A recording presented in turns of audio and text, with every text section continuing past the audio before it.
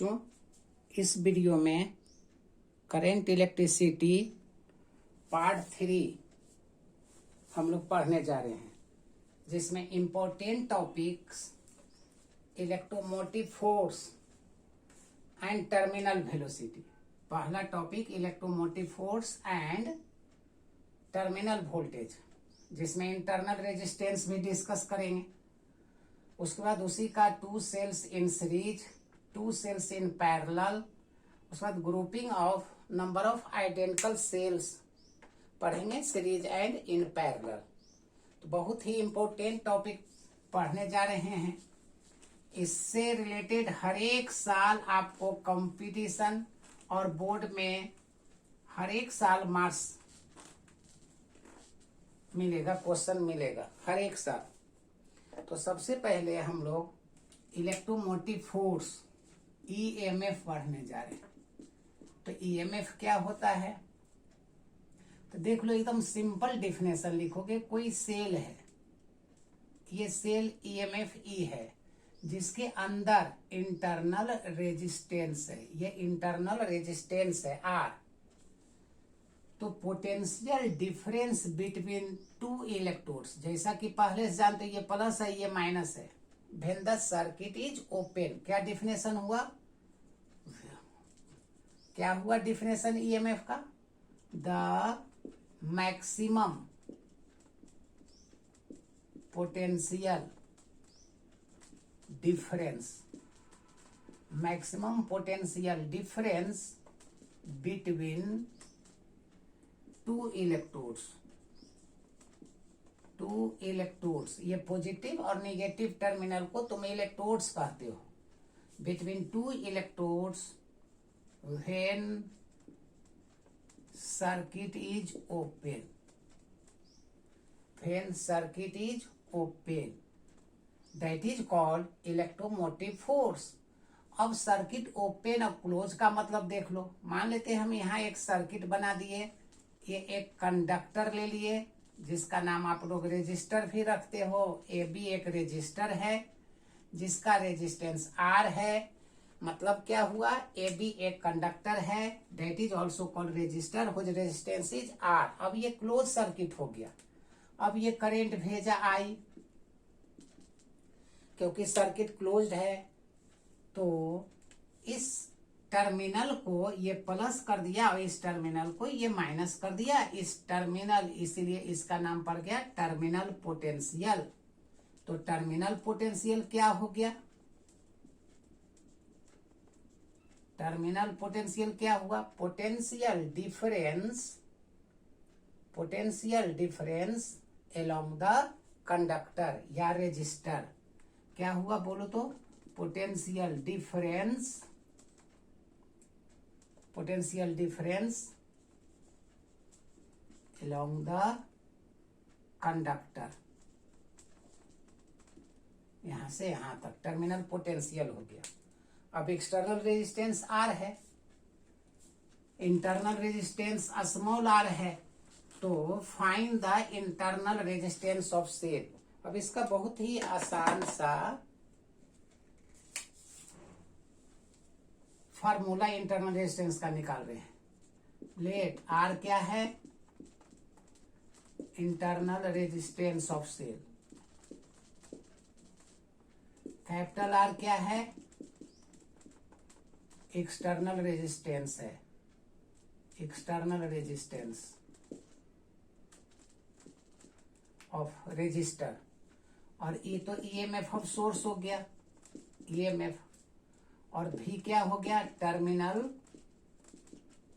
Potential, terminal potential. बताओ, E equal to ohm's law से E equal to क्या होगा, तो तुम लोग जानते हो V equal to I R. तो E equal to total current I और टोटल रेजिस्टेंस बाहर वाला प्लस अंदर वाला आर प्लस आर। ये एक फार्मूला बन गया। अब इस फार्मूला से हम लोग न्यूमेरिकल्स निकालते रहेंगे। इंटरनल रेजिस्टेंस भी इसी से निकाल लेते हैं। तो देख लो, इसका ग्राफ बनाएंगे, जो बहुत ही इंपॉर्टेंट न्यूमेरिकल के लिए। तो ग्राफ न्यूमेरिकल होता है, लास्ट में हम लोग ग्राफ बनाएंगे। पहले इसका थ्योरी देख लो। तो और E इजिकल टू क्या हो गया, I R plus I R, इसी को तो भी कहते हो terminal potential. So E minus V equal to I R, so R equal to E minus V by I. अब आई का वैल्यू पुटअप कर देते हैं, आई का वैल्यू पुटअप कर देंगे, तो सिंस आई इजिकल टू भी बाई आर, तो यहाँ हो गया E माइनस भी, आई का वैल्यू रख दो, तो ये हो गया भी, ऊपर चल गया R, this is equal to E by V minus 1 into R. This is called internal resistance of cell. ये इंटरनल रेजिस्टेंस ऑफ सेल हो गया, इंटरनल रेजिस्टेंस ऑफ सेल हो गया। बताओ, if internal resistance is equal to 0 हो जाए, if R is equal to 0 हो जाए, तो बताओ E इज इक्वल टू क्या हो जाएगा, भी हो जाएगा। इसीलिए यूनिट क्या होता है ईएमएफ का, वोल्ट होता है। एसआई यूनिट ऑफ ईएमएफ का क्या हो जाएगा, वोल्ट हो जाएगा। अब इससे रिलेटेड हम लोग ग्राफ खींचते हैं, न्यूमेरिकल्स बनाते हैं, तो आगे न्यूमेरिकल्स डिस्कस करेंगे, आगे इस पर ग्राफ खींचेंगे। Straight line y equal to m x plus c का कंसेप्ट होगा। लेकिन चलो एक न्यूमेरिकल्स देख लो, ये इंपॉर्टेंट न्यूमेरिकल्स देख लो। तो ये ग्राफ दिया हुआ है, ये भी है, ये करंट है, ये 2 एम्पियर है और यहाँ 6 वोल्ट है। जब ये 4 वोल्ट हो गया तो करंट 1 एम्पियर हो गया। तो क्वेश्चन है find the EMF of cell, 2 marks का। Find the internal resistance of cell, क्या हो जाएगा देख लो। अभी अभी पढ़ाए थे E equal to V plus I R, ये क्वेश्चन था, ये फार्मूला अभी अभी बताए। तो बताओ, if I equal to 0, current जब 0 हो जाए, करेंट यहाँ पर 0 हो गया, करेंट जब 0 हो गया तो बाई कोऑर्डिनेट मैक्सिमम 6 है। सो E इजिकल टू भी, और भी का मैक्सिमम वैल्यू जिस समय करेंट 0 है 6 वोल्ट है। So answer EMF equal to हो गया 6 volt. Second part internal resistance, खाली वैल्यू पुटअप कर देंगे, आंसर आ जाएगा। तो बताओ इंटरनल रेजिस्टेंस कैसे निकालेंगे। तो जिस समय सेकेंड बना रहे हैं, if V equal to 4 volt, then I equal to 1 ampere है। So from equation 1 therefore E equal to, formula तो लिखे हुए हैं V plus I R, value put up कर दो। E का वैल्यू 6 वोल्ट, V का वैल्यू 4, ईएमएफ 6 हो गया, V का वैल्यू 4 हो गया, I का 1 हो गया इंटू आर, आंसर हो गया, आर का वैल्यू निकल गया। तो बहुत आसानी से इस तरह का बहुत बार क्वेश्चन आपको मिलेगा। So R equal to 6 minus 4 2m, answer हो गया। ठीक, हम लोग कॉम्बिनेशन ऑफ सेल्स पढ़ रहे हैं, तो 2 मार्क्स के लिए पढ़ रहे हैं, फॉर 2 मार्क्स बोर्ड के लिए। थ्योरी डायरेक्ट आंसर करते हो तो कंपटीशन में मार्क्स मिलेगा। तो हम लोग दूसरा topic, 2 sales E1 and E2 having internal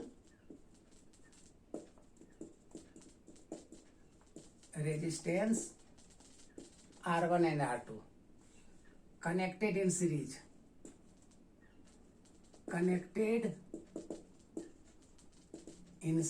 तो find the equivalent EMF and equivalent internal resistance.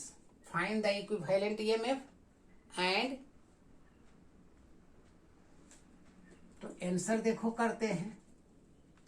2 sales लेते हैं, एक सेल्स E1 है, जिसका इंटरनल रेजिस्टेंस R1 है, ये एक रेजिस्टेंस हुआ। दूसरा यहां से सीरीज में दूसरा लगा देते हैं, ये दूसरा सेल हो गया E2, इंटरनल रेजिस्टेंस R2। ये आपका सीरीज में है, हमको निकालना है इक्विवेलेंट ईएमएफ। ये ए बी सेल हो गया E1 और ये बी से हुआ। करेंट इक्वल होगा, करेंट आई जा रहा है सीरीज में, इक्विवेलेंट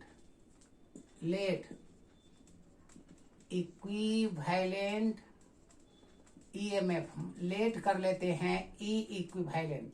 तो इसके बदले, दोनों के बदले ये आपका इक्विवेलेंट हो गया और ये आर इक्विवेलेंट हो गया। ये एक किनारा ए, दूसरा किनारा सी। करंट इक्वल होगा, सीरीज में करंट आई है। हमको इसी दोनों का वैल्यू निकालना है फॉर 2 मार्क्स। 1 मार्क में डायरेक्ट आंसर करोगे, कंपटीशन में डायरेक्ट, बोर्ड में थ्योरी। तो सबसे पहले फार्मूला देख लो। हम लोग अभी अभी फार्मूला लिखे थे, E equal to V plus I are.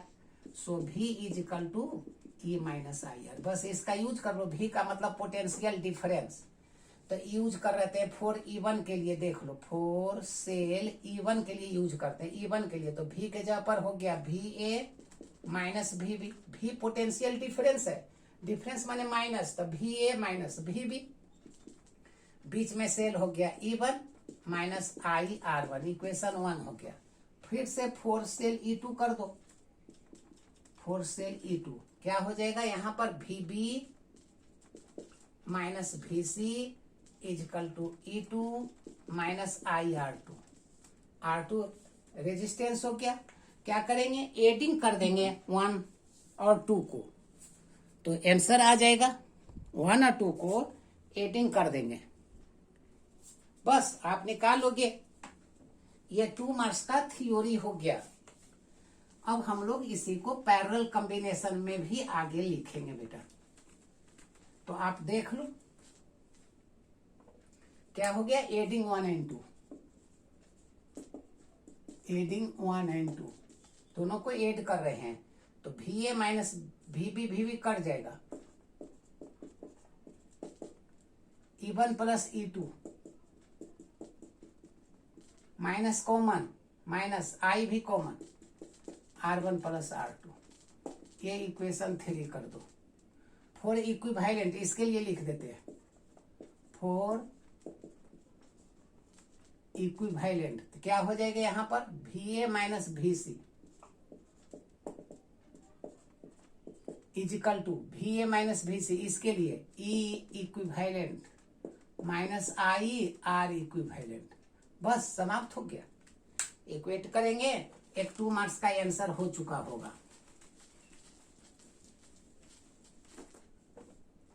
Equation 4,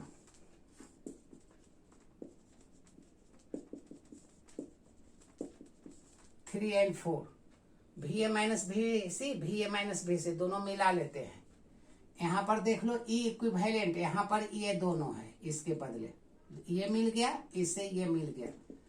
E equivalent equal to E1 plus E2। ये आंसर हो गया। ऑब्जेक्टिव में डायरेक्ट I से I को इक्वेट कर दिए, तो R equivalent equal to R1 plus R2 हो गया। ये प्रूफ हो गया। ये बोर्ड में 2 मार्क्स के लिए, ऑब्जेक्टिव के लिए डायरेक्ट। अब हम लोग पैरेलल के लिए सोल्व करते हैं। 2 सेल्स आर इन पैरेलल, तब क्या आंसर होगा। अब दूसरा, तीसरा हो गया 2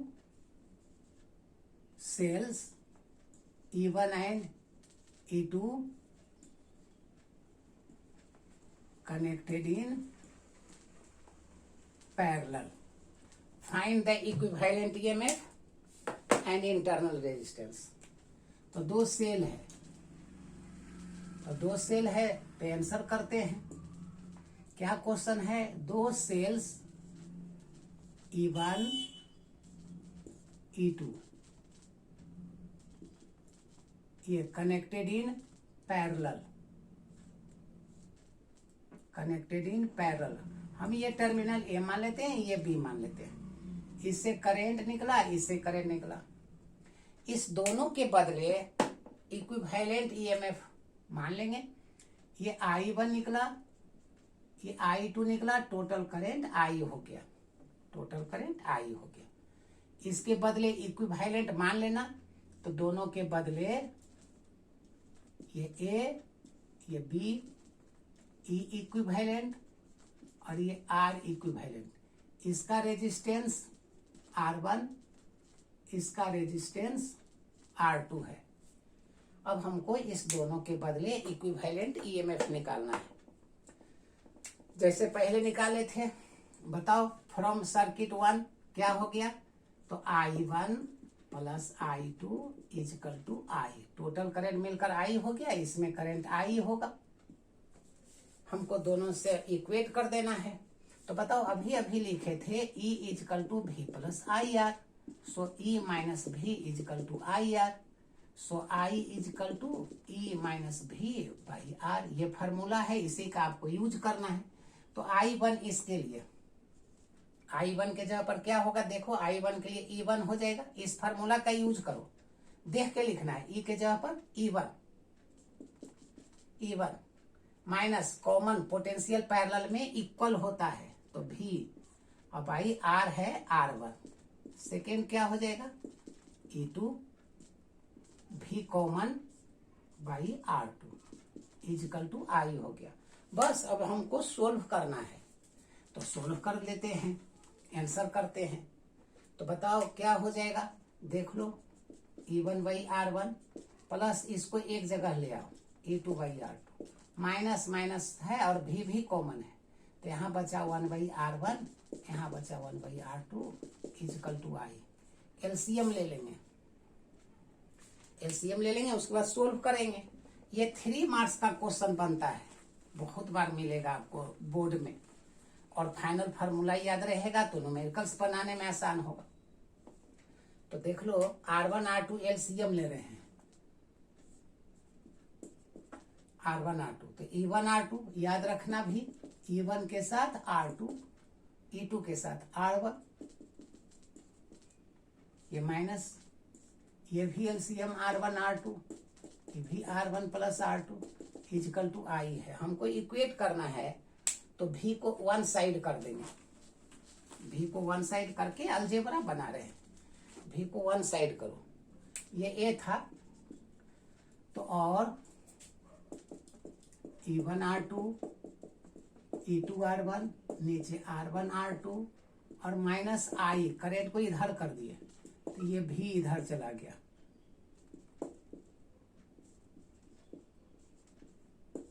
R1 R2 हमको V को अकेले करना है, तो V इजकल टू इतना से डिवाइड कर रहे हो, इतना से सभी में डिवाइड कर रहे हो, तो इसमें डिवाइड करोगे तो R1 R2 कट जाएगा, बचेगा E1 R2 E2 R1, नीचे चल गया R1 प्लस R2। इसमें तो कुछ है नहीं, तो I ज्यों का तो इससे डिवाइड करेंगे तो ये नीचे आएगा और ये ऊपर चला जाएगा। अलजेब्रा आप लोग जानते हो। ये इक्वेशन 1 कर दो। अब इसके लिए लिखो, फॉर इक्विवेलेंट के लिए लिखो इक्विवेलेंट, तो भी ए माइनस भी को हम भी माने हैं, तो भी इजकल टू अभी अभी फार्मूला लिखे थे, क्या हो जाएगा, E equivalent minus I into R, R equivalent. बस इक्वेटिंग कर देंगे, फ्रॉम एडिंग इक्वेटिंग कर देंगे इस दोनों का, इस दोनों को इक्वेट कर देंगे फ्रॉम इक्वेशन 1 एंड 2। जो आएगा सो आंसर आएगा। आपको फार्मूला भी याद रखना है ऑब्जेक्टिव बनाने के लिए, कंपटीशन में बनाने के लिए। तो यहाँ पर क्या हो गया, from equation 1 and 2, from equation 1 and 2 क्या हो गया, E equivalent is equal to E1 R2 E2 R1 by R1 plus R2। I से I को मिला दिए, ये और ये मिल गया, एंड R इक्विवेलेंट क्या हो जाएगा, R1 R2 by R1 plus R2। ये आंसर हो गया, दोनों फार्मूला बन गया, ये दोनों फार्मूला बन गया। जैसा कि जानते हो पैरेलल में पैरेलल में इसको ऐसे भी आप आसानी से याद रख सकते हो, आर इक्विवेलेंट कर दोगे तो ये R1 आ जाएगा, ये 1/R2 आ जाएगा, कट जाएगा दोनों एकक के। या एलसीएम ले लोगे तो यही आ जाएगा, दोनों इक्वल है, ये इसी के बदले लिखे हो, बस हो गया। इसे ऑब्जेक्टिव याद रख सकते हो। ये एक्स्ट्रा हो गया, मान लेते तुम डिवाइड कर दो आर इक्विवेलेंट का, देख लो इसको डिवाइड कर देंगे, ये कट जाएगा, बचेगा E1R2 E2R1 बाई R1R2, ये प्लस प्लस कट गया। इसको ऐसे भी आप लोग लिख सकते हो, E1R2 से R2 कट गया तो E1/R1 E2/R2, और ऐसे रहेगा तो और हो जाएगा। इस तरह से ये ऑब्जेक्टिव बनाने में आपको काम देगा। अब हम लोग आइडेंटिकल सेल्स के बारे में ग्रुपिंग कर रहे हैं। तो आइडेंटिकल सेल्स होगा तो क्या होगा, grouping of identical cells, grouping of identical cells for identical cells के लिए बेटा कर रहे हैं। पहला last question, N identical cells in series, in series पढ़ रहे हैं। N identical cells are in series, ये एन आइडेंटिकल सेल्स है, सीरीज में है, तो सीरीज में हम लोग पढ़ने जा रहे हैं। तो आइडेंटिकल का मतलब इक्वल ईएमएफ, देख लो एक सेल हो गया ई, दूसरा सेल इक्वल है, आइडेंटिकल है, एंड सो ऑन, ये हो गया ई। देयर आर एन सेल्स है, एन सेल्स है। क्वेश्चन रहेगा कि ये सेल्स एक्सटर्नल रेजिस्टर से कनेक्टेड है, तो find the current, find the current, ये हो गया। तो बताओ सोल्व करोगे तो एन आइडेंटिकल सेल्स है, सब में इंटरनल रेजिस्टेंस भी आइडेंटिकल होगा, बस हो गया। यहां पर आर इंटरनल है, आर एक्सटर्नल है, तो देख लो टोटल ईएमएफ कितना हो गया, निकाल देना टोटल ईएमएफ, एक सेल, दो सेल, एन सेल्स, तो एन ही हो गया। टोटल रेजिस्टेंस अंदर वाला और बाहर वाला, तो एक रेजिस्टेंस, दो रेजिस्टेंस, 3 4 एन, एन आर अंदर वाला और ये बाहर वाला। सो फ्रॉम ओम्स लॉ, तो करेंट इज इक्वल टू क्या होता है, जानते हो, current is equal to V/R। तो आई के जगह पर V के जगह पर हो गया एन ई, और ये हो गया एन आर प्लस आर, ये टोटल हो गया। अब इसमें केस 1 कर देते हैं। If R is equal to 0 हो, माने बाहर वाला रेजिस्टेंस ना हो, 0 हो, देन I मैक्सिमम होगा, I इज मैक्सिमम। बाहर वाला रेजिस्टेंस नहीं रहेगा तो मैक्सिमम होगा, कितना हो जाएगा, तो R 0 कर देंगे तो NE/NR, 1 मार्क में इतना छोटा भी आता है, NN कट गया, E/R आप आंसर करोगे। अच्छा केस 2, इफ इंटरनल रेजिस्टेंस 0 हो जाए देन I मैक्सिमम नहीं होगा, I मैक्सिमम जब बाहर वाला 0 होगा, तो ये अंदर वाला 0 हो गया, तो ये NE/R हो गया। इंपोर्टेंट होता है 1 मार्क में, 2 मार्क्स में थ्योरी हो गया। अब हमको पढ़ना है पैरेलल में, सीरीज के जगह पर पैरेलल, मेथड ही होगा। तो पैरेलल होगा तो क्या होगा, तो पैरेलल देख लेते हैं।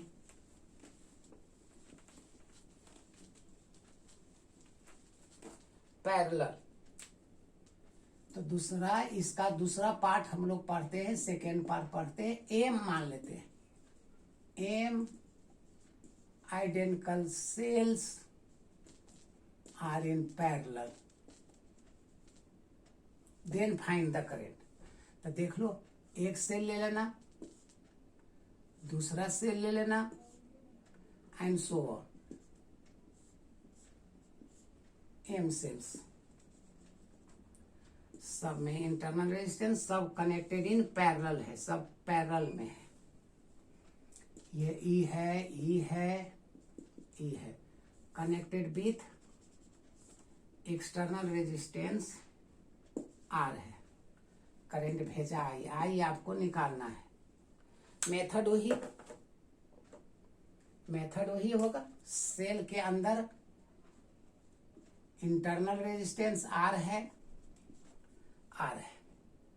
बताओ पैरेलल में अभी अभी बताए ईएमएफ इक्वल होता है, तो सिंस नेट ईएमएफ कितना हो जाएगा, तो सभी इक्वल होगा, तो ई हो गया। पैरेलल में सेम पोटेंशियल होता है, तो ई हो गया। अब रेजिस्टेंस तो देखो आर आर एम आर सब पैरेलल में है, तो 1/RP is equal to 1/R and so on. कितना टर्म्स है, एम टर्म्स, तो कितना हो गया 1 1 2 3 and so on M/R। So RP is equal to R/M। ये हो गया। मतलब ये है 1 मार्क में ये ध्यान दोगे कि पैरेलल में रेजिस्टेंस कम हो जाता है, ऑब्जेक्टिव में काम देगा। पैरेलल में रेजिस्टेंस कम होता है। अब हमको करंट निकालना है, तो बाहर का रेजिस्टेंस आर है, तो टोटल रेजिस्टेंस कितना हो गया सर्किट का, तो टोटल रेजिस्टेंस सेल का हो गया R/M और बाहर वाला हो गया R। So from ohm's law I is equal to V/R, तो V/R कितना हो जाएगा, तो V के जगह पर तो E है, अब by total resistance R/M plus R। ये M LCM ले लेंगे तो M इंटू E हो जाएगा, R प्लस MR हो जाएगा। इसमें भी केस डिस्कस कर दो, केस डिस्कस इसमें भी कर दो।